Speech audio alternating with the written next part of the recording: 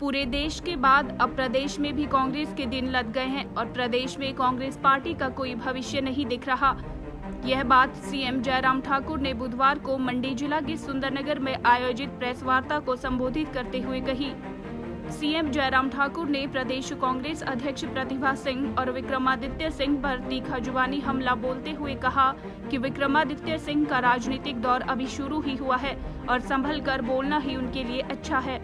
वरिष्ठ नेता होने पर वीरभद्र जब इस प्रकार के बयान देते थे तो उनके मुंह पर ऐसी बातें शोभा देती थी, लेकिन विक्रमादित्य सिंह अपने आप को उस स्तर पर समझने की गलती कर रहे हैं।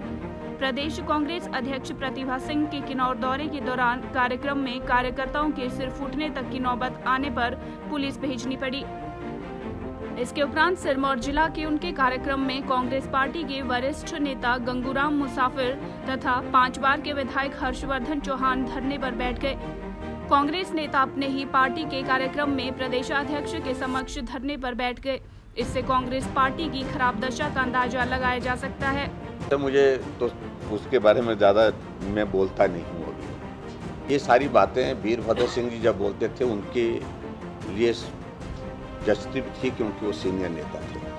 स्वयं अपने आप को उस स्तर पर समझने लगे हैं तो बहुत बड़ी गलती कर रहे हैं। मुझे सिर्फ इतना ही कहना है कि क्या दौर शुरू हुआ है और अब संभल कर बोलें तो अच्छा रहेगा। कांग्रेस की अध्यक्षा किन्नौर में गई, हमको पुलिस वहाँ पर उनके बीच में एक दूसरे का सिर फोड़ने से बचाने के लिए भेजनी पड़ी। सिर फूटने की नौबत आ गई थी। कांग्रेस पार्टी की प्रेसिडेंट की प्रेजेंस में, हाजिरी में सिरमौर का जिला हुआ, उनके सबसे वरिष्ठतम नेता गंगूराम मुसाफिर, उनके बहुत वरिष्ठ नेता 5 बार के विधायक हर्षवर्धन चौहान वो धरने पर बैठ गए। कांग्रेस की पार्टी में ही धरने पर बैठ गए।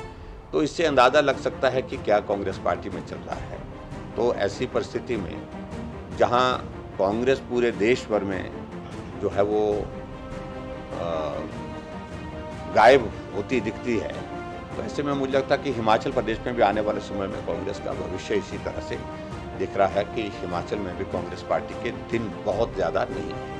सीएम जयराम ठाकुर ने कहा कि ओल्ड पेंशन स्कीम को लेकर गठित कमेटी द्वारा हर पक्ष को ध्यान में रखकर अध्ययन किया जा रहा है। उन्होंने कहा कि ओपीएस बहाली को लेकर जिन प्रदेशों द्वारा घोषणा की गई है उन प्रदेशों में भी अभी तक इसे लागू करने की परिस्थिति नहीं बन पा रही है। प्रदेश में वीरभद्र सिंह के नेतृत्व में सरकार द्वारा न्यू पेंशन स्कीम को लागू किया गया था, लेकिन राजनीतिक मकसद के चलते कांग्रेस द्वारा वर्तमान में ओपीएस बहाली की बातें कही जा रही है। जयराम ठाकुर ने कहा कि ओल्ड पेंशन स्कीम के साथ कर्मचारियों की भावना जुड़ी हुई है और इसको लेकर सरकार रास्ता निकालने की कोशिश कर रही है। कमेटी कॉन्स्टिट्यूट की है, हम बहुत गंभीरता से इन सारे पक्ष को अध्ययन कर रहे हैं, लेकिन उतने मैं जरूर कहना चाह रहा हूँ इस सारे मामले में भी कि जिन प्रदेशों ने घोषणा भी की है वहाँ भी अभी तक लागू करने की परिस्थिति नहीं बन पा रही है। सहज नहीं है क्योंकि स्टेट सेंट्रल गवर्नमेंट के साथ एमओयू में एंटर किया हुआ है और हिमाचल प्रदेश में ओपीएस लागू तब हुई थी जब कांग्रेस की प्रदेश में सरकार थी, वीरभद्र सिंह मुख्यमंत्री थे। आज उनकी घोषणा करने से मुझे लगता है कि कोई बहुत ज़्यादा उस तरह से राजनीतिक मकसद के दृष्टि से वो जरूर कर रहे हैं, लेकिन ओपीएस एक विषय है और कर्मचारियों की मांग है। मैं इस बात से सहमत हूँ, उनकी भावनाएं उसके साथ जुड़ी हुई हैं कर्मचारियों की, उन भावनाओं का हम सम्मान करते हैं। रास्ता निकालने की कोशिश है, अगर निकलता है तो हमें भी उस पर प्रसन्नता होगी। सीएम जयराम ठाकुर के ड्रीम प्रोजेक्ट मंडी जिला के बल क्षेत्र में प्रस्तावित ग्रीनफील्ड अंतर्राष्ट्रीय एयरपोर्ट के निर्माण को लेकर सीएम जयराम ठाकुर ने कहा कि अंतर्राष्ट्रीय हवाई अड्डे के निर्माण के लिए बन रही डीपीआर में रनवे और टर्मिनल बनाने को लेकर एक बार फिर विचार करने के लिए कहा गया है। सीएम ने कहा कि प्रस्तावित हवाई अड्डे के टर्मिनल को बदलने से हवाई अड्डे के लिए निजी भूमि को कम मात्रा में अधिग्रहण करने की जरूरत पड़ेगी। सीएम जयराम ठाकुर ने कहा कि हवाई अड्डे को लेकर सर्किल रेट के हिसाब से निजी भूमि अधिग्रहण किया जाएगा। डीपीआर जो बन रही थी तो उसमें डीपीआर में उसके जो रनवे और रनवे के साथ जहां टर्मिनल बनना है उसको लेकर के थोड़ा सा हमने कहा कि पुनः विचार करिए, क्योंकि उसमें टर्मिनल को अगर चेंज करें तो हम जो है लैंड एक्विजिशन के लिए हमको ज़मीन जो है उसमें जो प्राइवेट लैंड हमको कम पड़ेगी लेनी। तो प्राइवेट लैंड कम पड़ेगी तो स्वाभाविक रूप से हमारी जो है उसमें सेविंग होगी स्टेट गवर्नमेंट की, तो लैंड एक्विजिशन में बहुत सारा पैसा उसमें लगता है। ऐसी परिस्थिति में उसको चेंज करके एक बार देखने के लिए कहा है और बहुत जल्दी मुझे लगता है कि 20 दिन के अंदर अंदर वो सारी प्रक्रिया हो जाएगी। उसके पश्चात हम आगे बढ़ेंगे और एक MOU केंद्र सरकार के साथ हमने इस सिलसिले में कर दिया है और केंद्र सरकार और प्रदेश सरकार इसको लेकर के गंभीरता, और ये देखिए वक्त चीज़ों के लिए लगता है, लेकिन वक्त लगने के साथ साथ में चीज़ों की शुरुआत किसने की, ज़मीनी स्तर पर।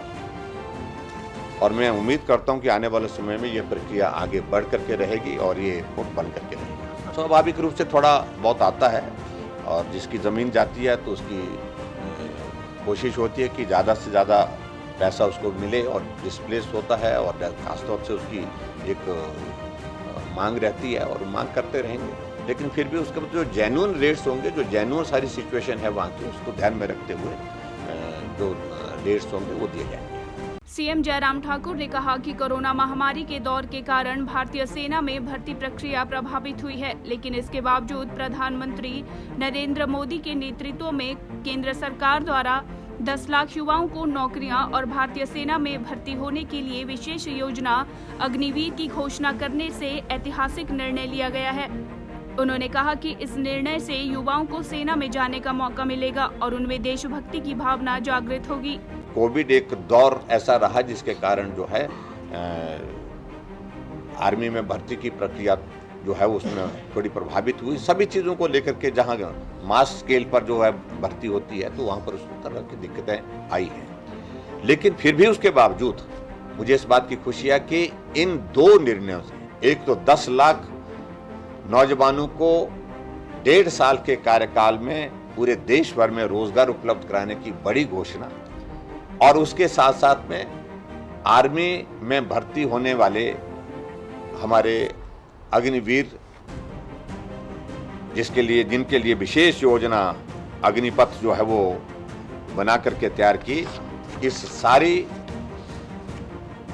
योजना का भी मैं अभिनंदन करता हूं, स्वागत करता हूं, और मैं कह सकता हूं कि निश्चित रूप से भारत के इतिहास में इस प्रकार का जज्बा नौजवानों के बीच में भरने के लिए, जहां देशभक्ति, जहां देश प्रेम, देश के लिए मर मिटने की भावना पैदा की जा सके, वो इस योजना के माध्यम से निश्चित रूप से और बलवती होगी और मजबूत होगी।